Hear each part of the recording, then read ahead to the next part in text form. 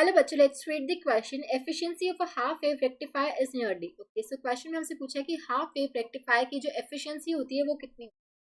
अब देखो, half wave rectifier क्या होता है, जो वन हाफ ऑफ एसी को डीसी में कन्वर्ट कर दे. रेक्टिफायर बेसिकली वही होता है जो ऑल्टरनेटिंग करंट को डायरेक्ट करंट में कन्वर्ट कर दे रहा है. तो हाफ वेव रेक्टिफायर में क्या होता है, सिर्फ वन हाफ ही हमारा कन्वर्ट होता है. ठीक है, हमारा सेटअप कैसे होता है, मान लो ये एसी सोर्स है. ठीक है, ये हमारी प्राइमरी कॉइल हो गई, यहाँ पे हमारी होती है सेकेंडरी कॉइल. ठीक है, यहाँ पे हमारी एक डायोड लगी होती है हाफ वेव रेक्टिफायर में. ठीक है, यहाँ पे हमारा लोड होता है जिसके अक्रॉस हम आउटपुट लेते हैं.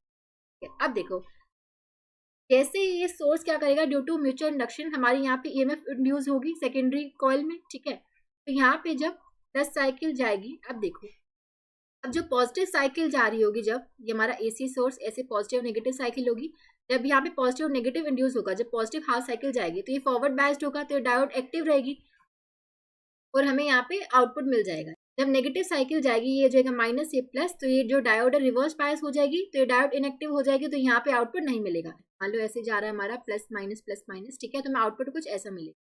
ठीक है, प्लस साइकिल का मिलेगा, फिर यहाँ पे कुछ आउटपुट नहीं मिलेगा, फिर प्लस मिलेगा.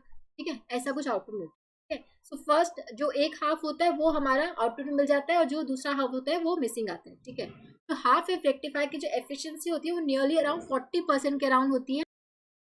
हमें जो यहाँ पे आउटपुट मिलता है एग्जैक्टली प्योर डीसी नहीं मिलता, फ्लक्चुएटिंग मिलता है. ठीक है, which contains AC components also. ठीक है, तो एफिशिएंसी होती है हाफ वेव रेक्टिफायर की वो ऑलमोस्ट अराउंड 40% होती है. ठीक है, तो हम बोल सकते हैं option 3 would be the correct answer. I hope आप सबको समझ आया होगा. Thank you so much.